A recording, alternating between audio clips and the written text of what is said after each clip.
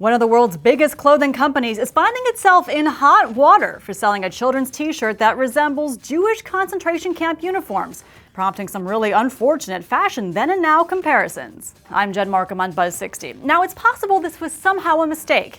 Zara manufacturing a t-shirt that combines sailor stripes and a cowboy sheriff's badge, which for decades have been two fairly common children's clothing themes. The massive problem is, when you put them together the way Zara did, the stripes and the badge bear a strong resemblance to the striped prison uniforms and the Star of David patches the Nazis forced the Jews to wear during the Holocaust.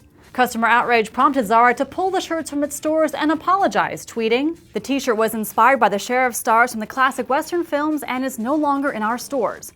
Yet the retailer also made headlines in 2007 when it had to pull handbags off the shelves because of Nazi symbols, officially making this a pattern for Zara. If handbags is 1, t-shirt is 2, 3 needs to be a very generous donation to a Holocaust survivors fund. Buzz 60. Now you know, pass it on.